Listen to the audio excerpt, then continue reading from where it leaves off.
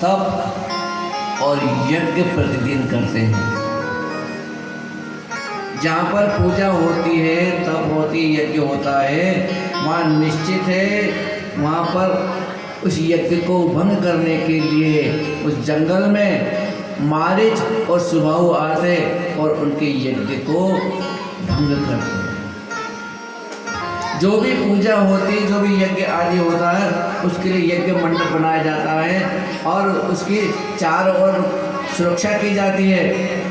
उसमें प्रवेश करने के पूर्व शुद्धता का ध्यान किया जाता है। शुद्ध रहो, स्वच्छ रहो।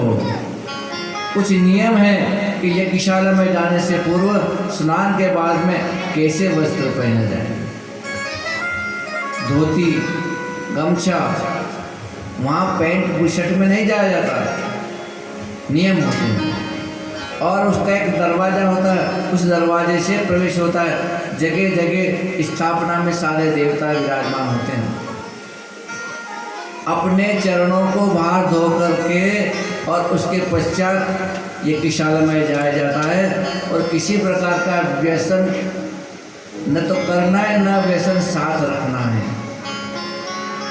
बिल्कुल शुद्ध होकर के यज्ञशाला में जाते हैं और फिर वैदिक मंत्रों के द्वारा देवताओं का आह्वान पूजन करके उसके बाद में संदर्भित जो देवता विराजमान है उनके नामों से यज्ञ में आहुतियाँ दी जाती है। स्वाहा स्वाहा। तो यज्ञ के माध्यम से जो आहुतियाँ दी जाती है, शुद्ध औषधियाँ होती है, शुद्ध घी होता है और उसके प्रभाव से हमारा वातावरण शुद्ध होता है। लेकिन जो राक्षस होते हैं ना, राक्षस वृत्ति के लोग उसमें भी विघ्न डालते हैं। यह विश्वामित्र की बहुत बड़ी समस्या थी।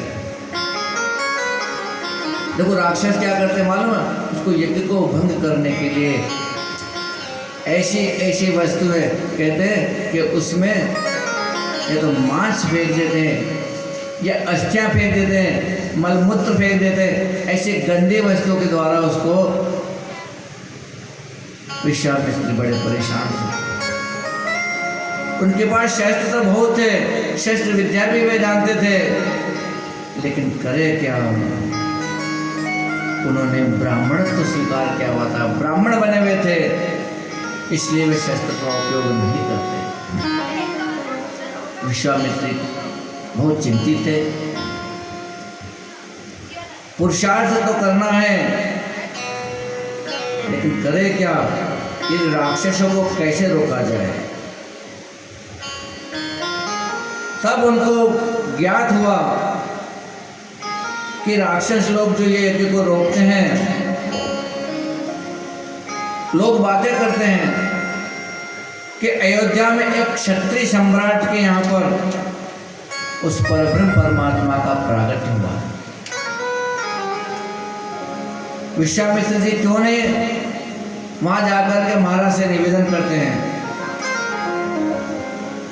लेकिन विश्वामित्र जी ने एक दिन मन बना लिया, विचार किया कि मैं यज्ञ को कुछ दिन के लिए स्थगित रखूं, यज्ञ रोकूं और अयोध्या की यात्रा करूं। समझिए कि एक गृहस्थ के यहाँ भगवान पधारे हैं तो उस गृहस्थ का जीवन कितना धन्य होगा, यह विश्वामित्र जी विचार कर रहे हैं। जब विश्वामित्र अपनी यात्रा को निकले ना, तो ब्रह्म का विचार करते रहे। ब्रह्म ने प्रकट हुआ, ब्रह्म आया है, ऐसा उनको समय का पता भी नहीं चला, रास्ता कट गया और विश्वामित्र जी सरयू के तट पर पहुंच गए। सरयू मैया में उन्होंने स्नान किया और चलते चलते राजा के दरबार में पहुंचे। जब दशरथ जी को समाचार मिला, उन्होंने अपने सेवकों को आदेश दे दिया, जाओ जाओ जाओ जाओ, मुनि आगमन सुना जब राजा, मुनि आगमन सुना जब राजा, मुनि आगमन सुना जब राजा।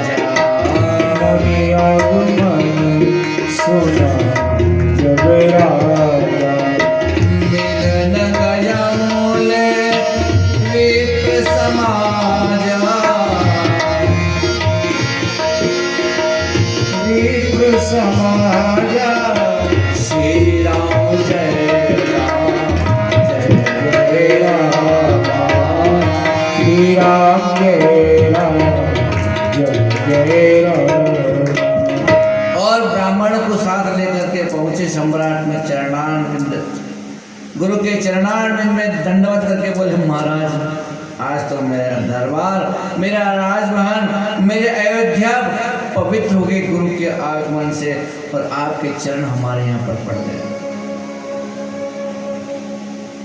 सम्राट को जो आनंद हुआ ना, भगवान विश्वामित्र जी को अपने राजभवन में ले जाते हैं और रानियों से कहा देखो ये संत बुला रहे हैं,